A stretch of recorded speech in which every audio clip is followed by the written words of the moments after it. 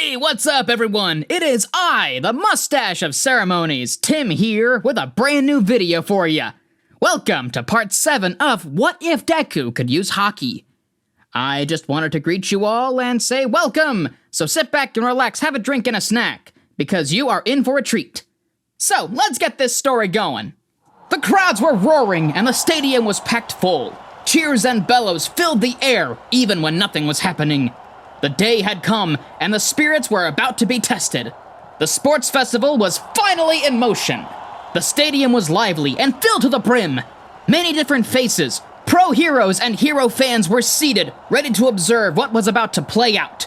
Although, one of those faces was neither a pro-hero nor anyone associated with UA. It was the face of an elderly man with silvery hair and a trademarked smile. He was observing the stadium carefully, using more than just his eyes. He also couldn't wait for things to start, for he wanted to watch his student fight his heart out. Mr. Rayleigh, how are you doing? Someone called to the old man, prompting him to turn and face the person.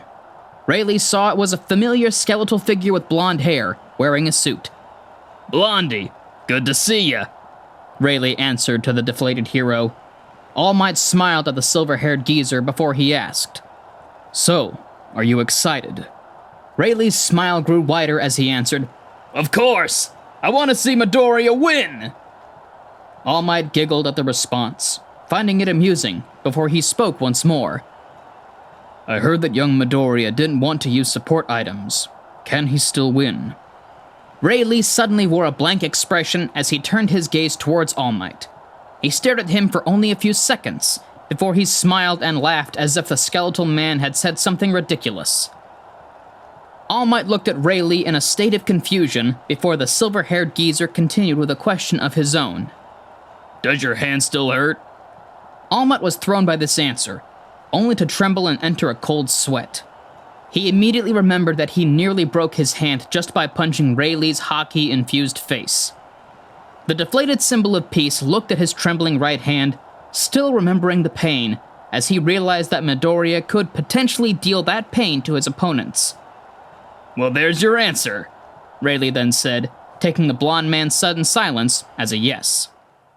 Class 1A had all gathered in the locker room, waiting in anticipation for the festival to officially begin. Some of them were chatting about various subjects, some were firing themselves up, and others were trying to calm their own nerves. In the middle of it all, however, was a certain green-haired boy. He seemed to be calm and collected, at least on the outside. On the inside, he was feeling a little bit nervous, but he was actively suppressing it while he was stretching. The only thing that kept him nervous was the fact that he would stand in front of thousands of people, both in the stadium and on people's televisions, and hold some sort of opening speech. "Midoriya!" Someone called out, making the green-haired boy turn his attention towards the source. He saw it was none other than his ice-using classmate, Shoto Todoroki. "Need something, Todoroki?" Midoriya asked calmly, stretching his shoulder as he did. Todoroki looked at Midoriya coldly, not flinching at all, as he continued to speak. "We all saw what you did during the villain attack, and I think that we all can agree on the fact that you're not normal for a quirkless person." Midoriya raised a brow at this, as he looked around to see what the others thought of it. Most of them agreed, and Midoriya didn't need to use observation Haki to see that. "Yeah, so?" he said calmly, as his gaze slowly turned to Todoroki. The ice user didn't change his expression as he continued. "You're strong, I'll give you that. But I will defeat you and take the #1 spot." The entire class went silent after hearing this, interpreting it as a declaration of war. Midoriya, however, was as calm as ever. He quit stretching, then he walked closer to Todoroki and said, "You'll try." The class was even more stunned now. Not only had Todoroki declared war, but Midoriya had also accepted it with confidence. The room fell silent once more, until the loud bellow of an explosive blonde could be heard. "Hey, Deku! Icy hot! Don't you dare leave me out of this!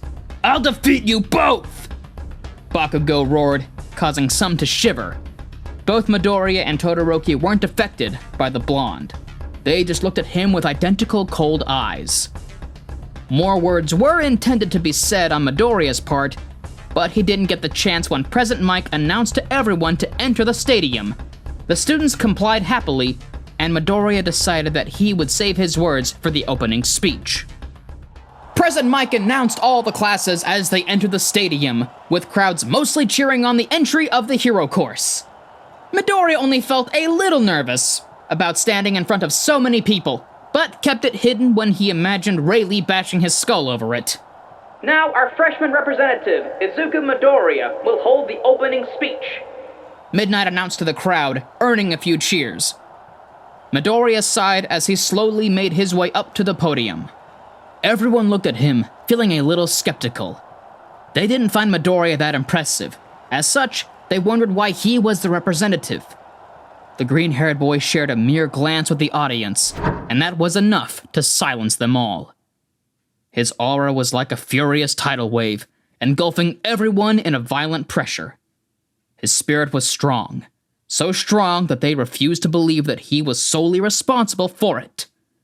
Midoriya continued to scan the crowd until his gaze stopped at a certain silver-haired geezer. He then took a deep breath and firmly spoke into the microphone. There isn't much to be said, and I'm pretty sure that you're all eagerly waiting for us to start. So I'll just say 3 things. First, to all of you that are watching, make sure to enjoy watching us battle our hearts out. Second, to all of you that are participating, everyone's watching, so you better give it your all. Lastly, to my competitors, you can challenge me all you want, but I won't lose! Midoriya said, before quickly pausing to breathe. Everyone thought it was a solid, wholesome speech at first. Then some of the students got annoyed as they heard Midoriya say he was going to win. The green-haired boy turned his gaze back to the audience before finishing his speech. Let's have a great festival! He shouted into the microphone. The audience was silent for a second, until they began applauding the green-haired boy. Some of the other students were still heated after hearing the part about winning, but Midoriya didn't care, as he calmly walked away from the podium. That speech sure was something, All Might muttered, unsure of what to actually say. Rayleigh heard his words and replied, "Perhaps I ought to beat him until he learns how to write a good speech." He wanted to hear Midoriya say something spectacular and inspiring, but the green-haired boy had just told the audience to watch him win. The silver-haired geezer cracked his knuckles just as Midnight announced the first event. It was an obstacle race. The students would race each other in an obstacle course around the stadium. Whoever came in first, won. The students all got into position, firing themselves up for the race. Rayleigh watched from a distance until he raised an eyebrow. He looked closer until he almost burst out laughing. All Might looked at the silver-haired geezer in confusion, as Rayleigh replied, "Wow! JaQue is very perceptive." All Might looked a little confused about this as he asked, "What are you talking about?" Rayleigh wiped a tear from his eye as he looked at All Might and answered, "I noticed the first obstacle, and Midoriya is a lost cause if he falls for it." All Might didn't really know what to think about this. He just saw a master smiling and laughing about his own pupil would be worthless, as if he knew what was going to happen.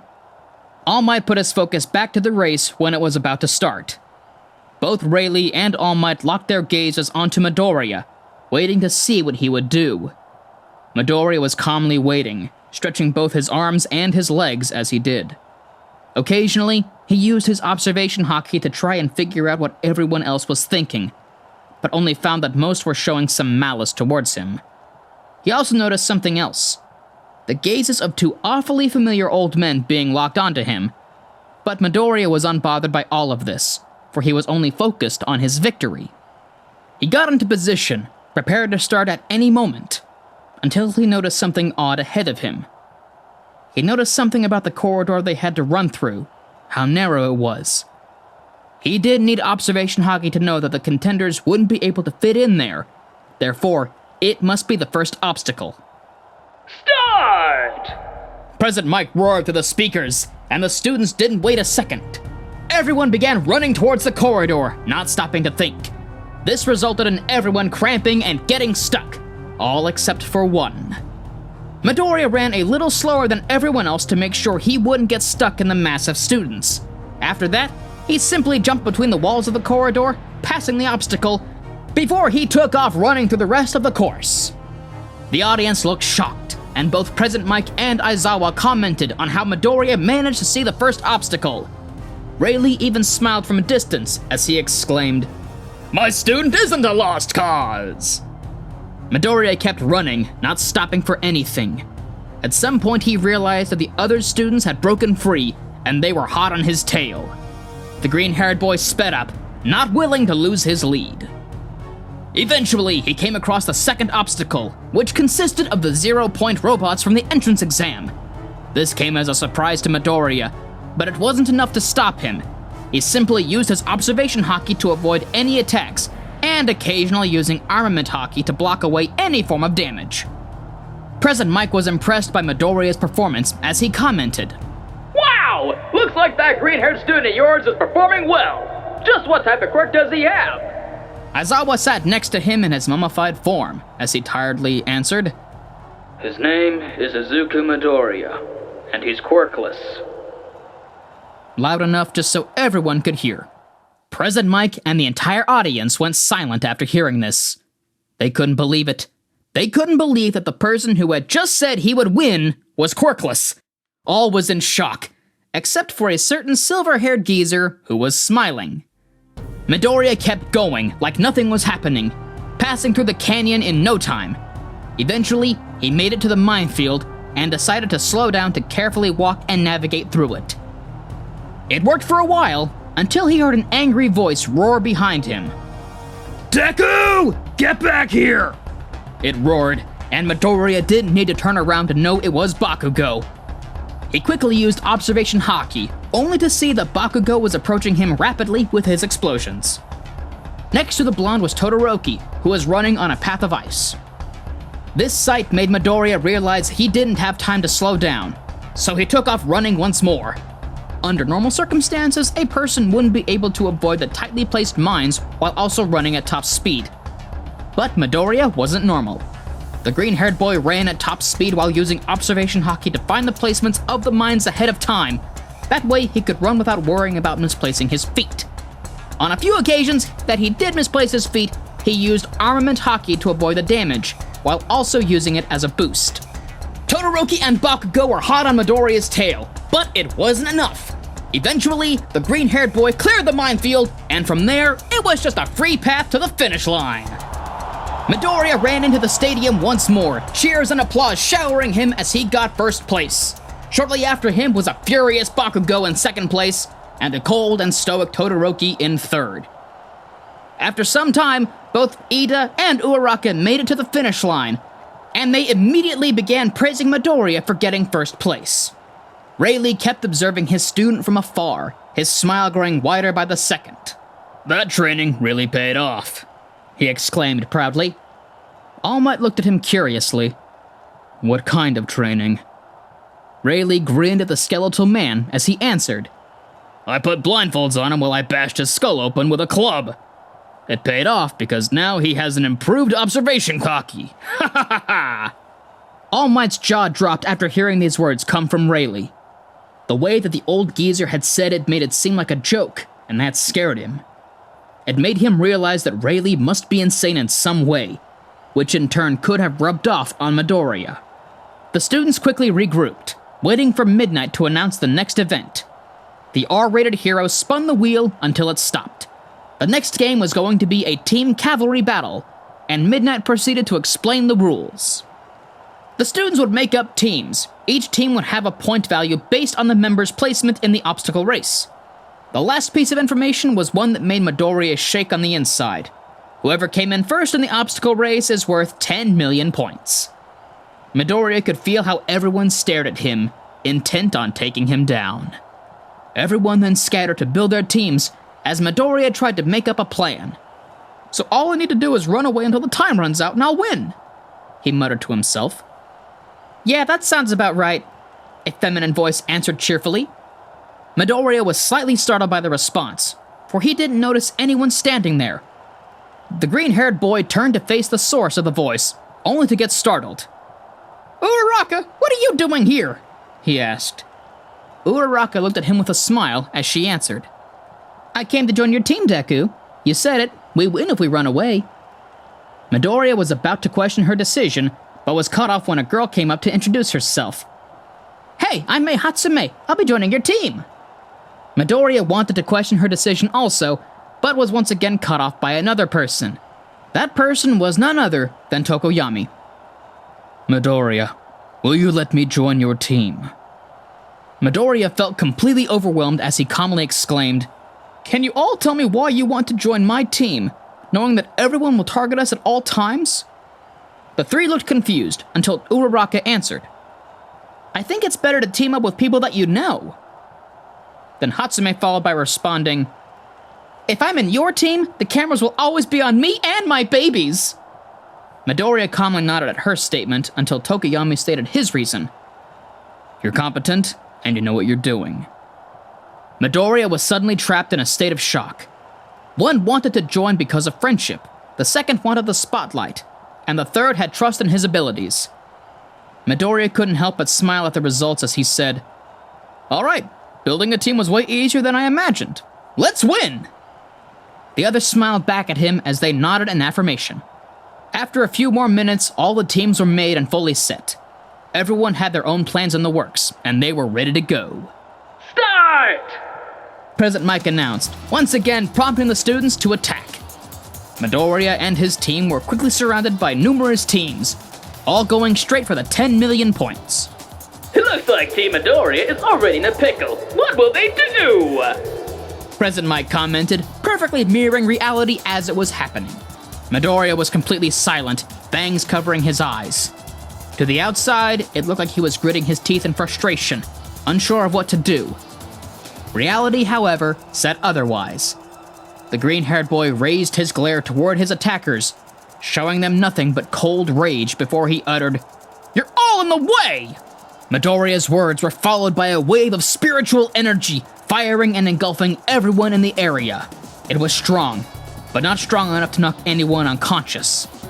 Then just as quickly as it appeared, the wave vanished, and sound returned to the world once more. Everyone from contestant to audience member was completely motionless.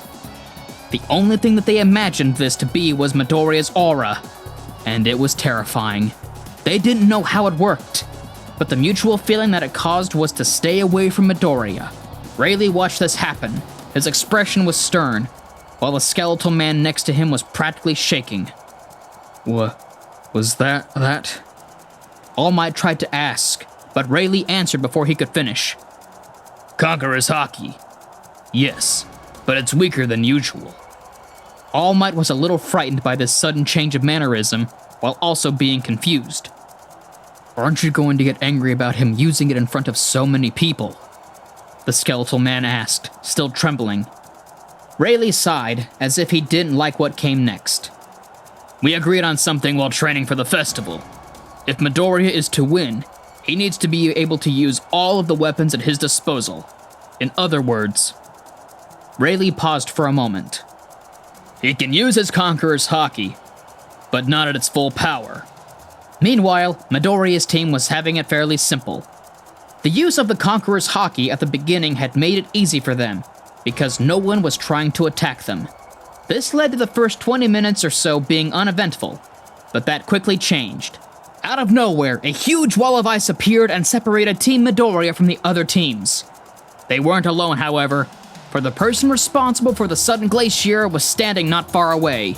The green-haired boy wore a cold expression as he stared down what seemed to be the only team that was unaffected by his Haki. "There you are. Took you long enough to get here," Midoriya said. The two-toned attacker answered with a cold expression of his own.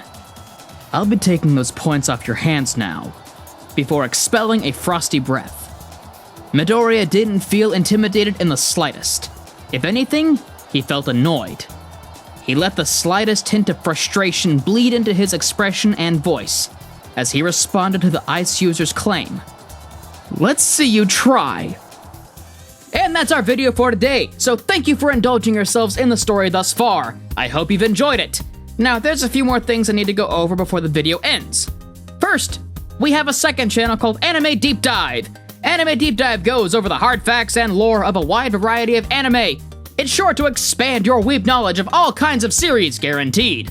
On top of that, we have a third channel called We the Celestials Naruto What If. It's what we do with this channel, but instead in the vast world and lore of Naruto. Go check it out if you're in the mood for some awesome jutsu action. Secondly, on behalf of We the Celestials, I want to thank everyone involved in the production of today's awesome content. Their details will be in the description below. Third, if you like what we do here at We the Celestials, I want to extend an invitation to join the team. The only caveat is that we only accept members who are 16 years or older. You can sign up for whichever category fulfills your interests by joining the recruitment Discord in the description below. So that's it from us for today's video. So thank you all for watching, and please, as I always say, have a fantastic day.